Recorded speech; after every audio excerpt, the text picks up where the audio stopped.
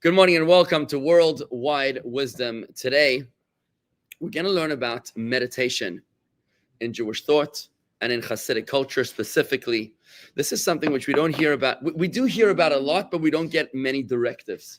I, for one, can tell you that I wasn't taught how to meditate.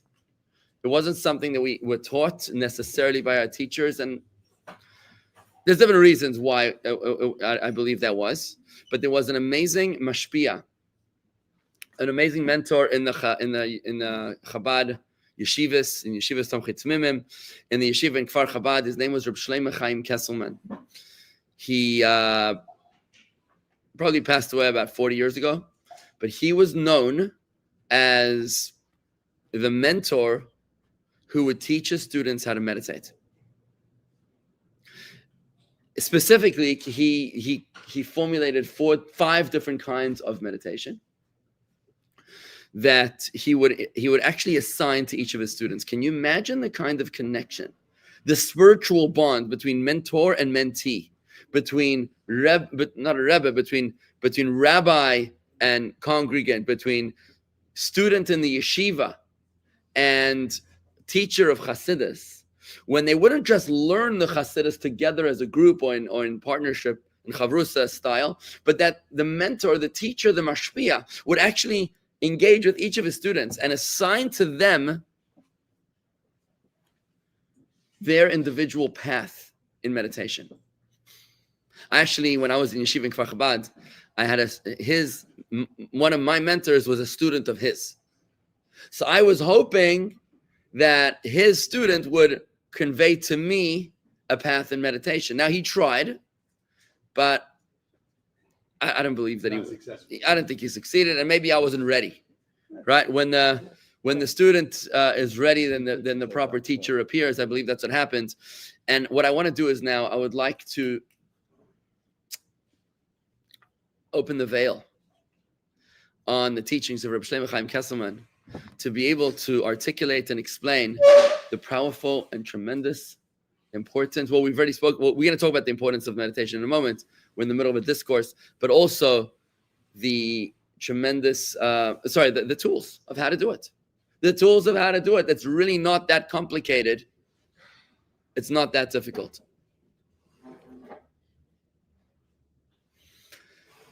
We're learning about meditation within the context of the discourse that we're learning. It's Mayim Rabim. Mayim Rabim means tumultuous waters, great waters. It's a quote from King Solomon's Song of Songs, which refers to a verse in King Solomon that says, Mayim Rabim le'yichlu lechabes es ha'avo and haris le'ishtafua, that tumultuous waters will not be able to extinguish the love, and rivers, torrential rivers, will not be able to wash it away. It's referring to the struggles to make a living, the crisis of making money that is all-consuming, to the point that you feel suffocated, to the point that you can feel like you're drowning. King Solomon is telling us, as the Alter Rebbe teaches us this verse in the discourse of 1807 that we're learning here, he teaches us that what King Solomon is telling us is that they might threaten to drown you, but they will not kill you. In other words, the purpose of the tumultuous waters, God sends us financial anxieties and struggles only in order, not only will we not wipe out the soul's inherent connection to God, the soul's natural love to God, but in fact, we will fan the flames of that love, of that connection to God. And he connects it to the flood of Noah. That just like in the flood of Noah, if God wanted to destroy the world, he could have done so through a surgical strike. He could have done some sort of a sinkhole, a nice clean sweep, killed all the bad guys, and all the good guys would have remained, and we would have been done. Instead, he had this whole messy flood, because the purpose of the flood was not to destroy as much as it was to purify. It was a mikvah. The purpose of the flood was actually, just like the physical Noah was lifted up much higher above the waves, so too the troubles, the tumultuous anxieties of our lives are there in order to lift us up instead of just threatening to destroy us. How? What we're up to in the discourse now is, how does that work? How is it? Maybe we can understand, fine. So let's say the financial anxieties like the flood are not there to destroy us as much as they're there in order to In other words, you won't die like Noah survived. Okay. So Noah survived the flood. You too will survive your financial anxieties. Makes you stronger. You're still here. I mean, think about it. You're still here. We are all still here, right? Fine. But how does it make sense that the financial anxieties are going to make us stronger? They're going to pick us up. It's going to aid my divine service, my connection to God. How's that even possible? Here, the Alter Rebbe tells us, we're on page 163. We're in Lech Lecha. For those that are watching online, we're in Chayenu Lech Lecha. We're on a series here. On page 163, the Alter Rebbe answers this question by saying that the reason that the flood will not drown you, but rather lift you up, the reason why the financial anxieties will actually cause you to soar is because of meditation. Because your financial anxieties will force you to meditate upon your anxieties and to thus neutralize them in your mind. What's going to happen is you're going to be forced to think about the core, the source, the origin of your anxiety. You're going to think about your credit card bill, think about your medical bill, you'll think about your tuition bill, you'll think about your kosher grocery bill, your medical bills. You'll say, you know what, at the end of the day, this is all coming from Hashem. And you'll remember, you'll reflect on the doctrine of divine, of perpetual creation. You'll reflect on, for one, that's just one kind of meditation. It's one specific meditation. You'll reflect on the fact that God is creating the world at every single moment in time, and you'll think about the medical bill. And you'll think about the medical office, and you'll think about the doctor and the nurse.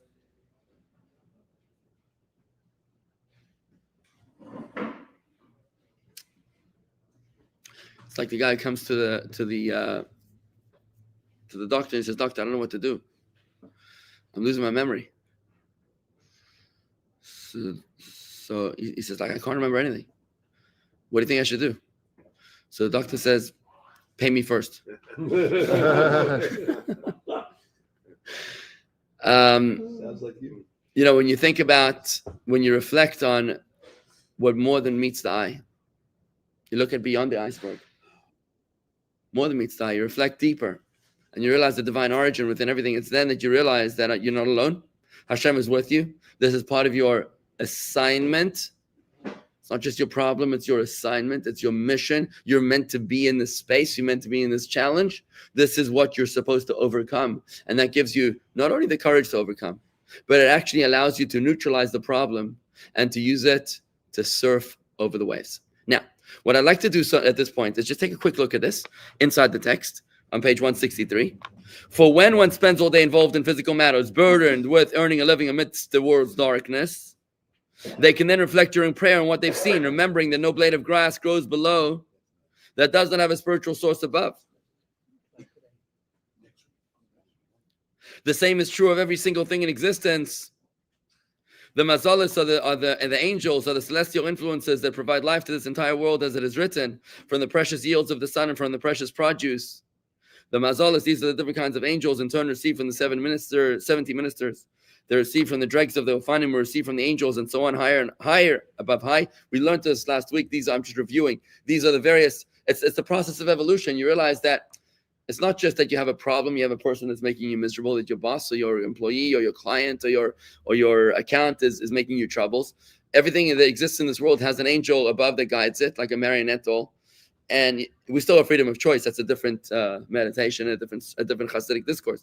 But what happens is that you reflect on the process of evolution and you realize that everything is drawing its divine energy, its energy from God, direct.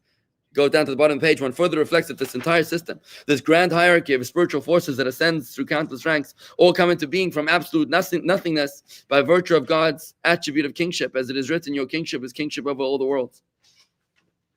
Skip a few lines. He was, he will be without change. As we say in our prayers, you are he before the world was created, and you are the very same after the world was created. Now, how are you supposed to meditate upon this? I'm just moving a point. Okay. How are you supposed to meditate upon this? So we spoke last time we learned about this, about the first 2 of 5 levels of meditation. Again, this is how it's taught by Rabbi Chaim Kesselman. The first level of meditation is mental review. That's it. Mental what? Mental review. You'd be surprised at how rare this is. Okay? It sounds like something you should be doing all the time, right? Let's say you read a nice article, right? Let's say you read something inspirational. Do you replay that in your mind? I mean, it's actually tough because we live in the age of insane distraction. You just move on to the next thing. We're just like,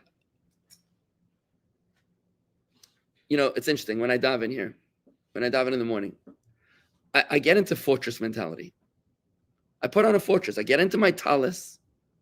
And I am in a private audience with God Almighty. Now, people come over to me and they try to shake my hand or chat with me or have conversations or ask me about the plumbing in the toilets and ask me, about different things. They'll come over there and ask me what we're learning today. And I'm like, I'm like, don't drain my cup. Because I've got to remain in that fortress. Because if you don't get into the fortress, what's going to happen is you're going to be a slave to whomever decides to enter your mind at this moment in time. I mean, you think about it. Your phone, are you a slave to your phone or is your phone a slave to you? At this moment in time, any human being on planet Earth is able to call me right now. The question is, am I going to answer the call? Right? I mean, I'm in the middle of a class right now. I'm teaching a class, for heaven's sake. I'm going to say, a phone number coming in from Nigeria. Maybe I should take the call. Why would I do that? It's ridiculous. Even if he's offering me $50 million, right? Right? I got one from Dubai the other day. Somebody offered me $50 million. They were ready to make the transfer. All they needed was my private banking information and my social security number. So there's actually a beautiful story. There's a beautiful story about a chassid who, I think it was a chassid of the Baal Shem Tov, who came to the Baal Shem Tov and he said, I don't understand how I can control my thoughts. I don't understand how it's possible for me to control my thoughts. This is level 1 meditation. I'm thinking about something else. So he said, if you want to control your thoughts, you got to go speak to my chassid Rabim. Rabim from Mezrich, the successor of the Alter Rebbe, of the Baal Shem Tov, was the Maggid of Mezrich. That time he was a poor school teacher in Mezrich. Story goes that he travels to Mezrich, and he arrives there late at night. There's a raging blizzard. It's freezing cold. And as he arrives, he's relieved. It's well after midnight, but he's relieved to see that the light is still on behind the window, so he can see that the guy is learning. Is learning late at night by the light of a candle. So he pounds on the window. Nothing. It's sleet, snow, hail, and blizzard outside. Nothing. Pounds on the window. The guy's like 3 feet away from him. No answer. Just learning like nothing happened. Eventually he gives up. He sits out the door. It's freezing cold for like an hour. Till eventually the guy opens the door. He's like, what are you doing here? He says, what do you mean? I was banging on the door. It's impossible. You didn't hear me. So the host says, I am the master of my home. Those whom I wish to provide access for, I do. And those whom I wish to deny access to, I don't.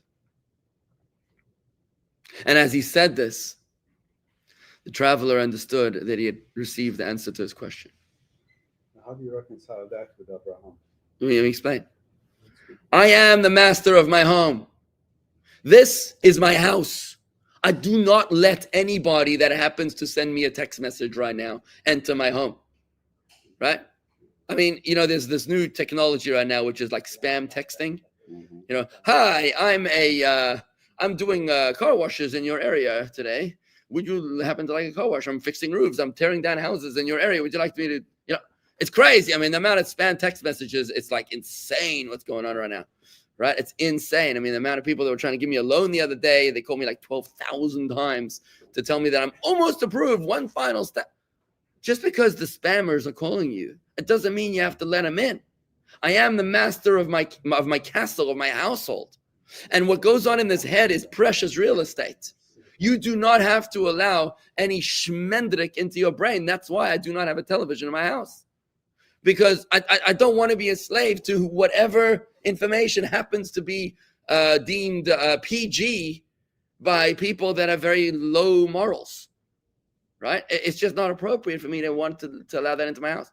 If you're going to meditate, you're going to have to make a decision that you're turning your phone off and you're letting the people around you know that I'm not available. Right? What was your question, Andy? How do you reconcile that with Abraham Avinu having a conversation with God? He sees strangers coming, and he says, "Excuse me, God, I gotta go. Pardon the interruption. Gotta go. I'm gonna go. I gotta take this call." So Abraham is chatting with God, And when the angels come, the guests come, he thought, he didn't realize they were angels. He puts God on hold. I mean, that's pretty impressive. So you see? You're like, do you mind, can I put you on hold? I mean, look, that's an interesting one, That's true. right? It's an interesting observation. Do as I say, don't do as I do. I would imagine that Abraham understood that God cherished kindness. So why didn't you? In other words, if I'm talking to my wife, let's say, right, and my son calls, I think my wife would want me to take the call. Do you know what I mean? In the same way, he was talking to God, and God's children called. Right? I would think that would be important, but that was the decision that Abraham made. It wasn't like, "Yo, Abraham, we need to eat something." He was his decision, not the other way around. And we've got to walk around with fortress mentality. And I want to tell you, I want to encourage you to become conscious of the creases in people's forehead. To become conscious of the creases in people's foreheads. Because the creases in people's foreheads tell you how much time they spend in concentrated thought. It's interesting. It's an interesting observation. When you look at the creases on people's foreheads, some have much, much more than others. And if you look at that, you'll realize how many minds are just blank. There's a lot of black minds around. Well, you can't really judge in Florida because With the Botox. that's it. Fine. Use your own It's not in conclusion. Florida. Use your own conclusion. Don't embarrass anybody. So I want to encourage you to ask yourself, how many minutes a day am I spending in focused thought? So the first level of meditation is mental review. You heard a nice sermon, you learned a nice sikha, a nice class, you had a great conversation, you learned something. Learn from reflection. You learn from reflection. You just replay. That's all it is. It's that simple, folks. Level 1 meditation of 5 is mere replay. And I want to encourage you right now to start with that level right now. Start with replay, because we don't really do that all that much. We tend to be verbal thinkers, that we like to speak through talking. So we like to think by repeating. So if you're able to talk about it, that's how you replay it. But if you actually make space for yourself and you turn your phone off and you get into the fortress mentality, then you actually can enter into a state where you can replay a parak of Tanya, a chapter of Tanya. You could do this. You can actually own a chapter of Tanya. You can take ownership of it instead of remaining for the entirety, for the rest of your life as a consumer. It says that by Aaron in the menorah, by Aaron the high priest, it says, when you lift up the candles, which is a funny, it's an incorrect concord. It's like not the right verb to describe lighting candles. When you lift up, when you elevate the candles, it should be kindle the candles. That's what it should say, kindle, right? Lehadlik. No, it shouldn't say lehalot, to pick up the candles. And Rashi explains that the purpose, the directive given to Aaron was that he was supposed to make the candles light to the point that they light by themselves. Many candles will only light as long as you hold the match to them. But the minute you pull away the match, it's going to go out. If you do 3 seconds, and then you pull away, it's going to go out. But if you stay there long enough till it goes up by itself, now you've created an independent source of light. And that's how we are supposed to view ourselves. We are supposed to be there, not only inspired when the Rebbe is around, not only inspired when there are good influences around us. We need to ourselves become the pillars of light. We need to become lighthouses in and of our own right, instead of merely being consumers like the moon that reflects the light of the sun. We're going to be the sons of our own. This is level 1. Let's talk about level 2.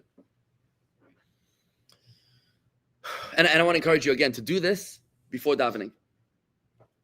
When you come to shul, take 3 minutes before you start davening, even if the minyan has already started. Put your talus and tefillin on. Get underneath your talus, put it over your head. That's a signal to everybody that I'm currently not available, right? Just go right over your head, right? It's also very good because you don't see anything, right? You're not in charge of building maintenance. You're not in charge of security. If you're in charge of security, you shouldn't be doing this. But if you're not in charge of security, then don't do it. Then get into your fortress. And when you do that, what should you be thinking about? You need to have spiritual food every day. You need to have a meal every day for your soul. You need to have what to think about. Take a chapter of Tanya, take a piece of Torah that you found meaningful, and learn it over 10 times in the text. If you learn it over 10 times in the text, and if it's a YouTube video, by the way, that you find inspirational, then do it on YouTube. Watch the YouTube video over 10 times or 20 times, and then make it yours. So now you can replay it in your own mind. When you replay it in your own mind, it's a totally different experience. You had a question. You answered my question. Oh, good. Mazel tov. Fantastic. Good. So level 2, I just want to address what level 2 is. Level 2, so whilst level 1 is just merely unpacking the concepts, it's a mental review. You know, the power of thought is so powerful. You would think, whatever. When you focus your thought on something, it's a laser. It is a laser beam, and it pierces through metal. It even pierces through the hardest of all substances, the human heart. When you focus your thought, you begin to move the needle in your heart. You begin to start feeling. It's an amazing human encounter. Now, level 2 is, again, in the teachings of Reb Shlomo Chaim Kesselman, is to review it in your own words.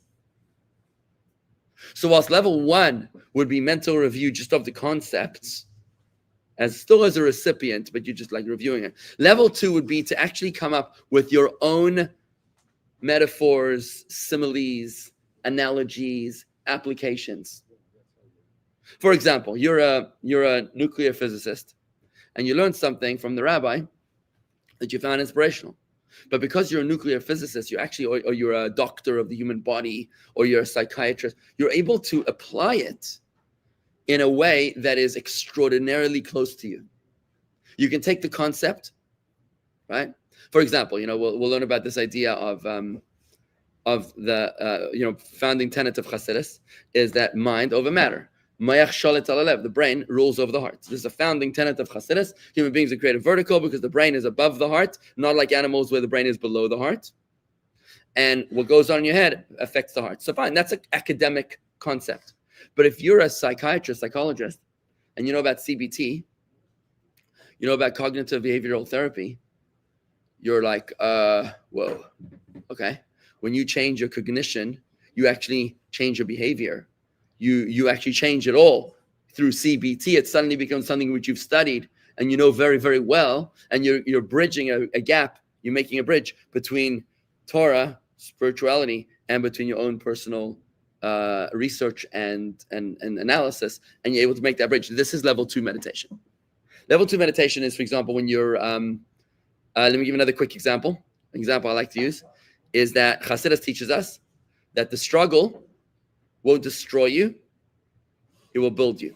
We just learned that, right? In the Mayim. We just learned that the waters are not gonna drown you, they're actually gonna pick you up. So now you're a zoologist, and you say, well, so there's the butterfly coming out of the what's called chrysalis. My kids told me it's not called a cocoon, it's called a chrysalis. I don't know why, but I'm gonna go with my kids, all right? So, but I went to the same school as you. We also learned it was a cocoon. So, so the butterfly coming out of the chrysalis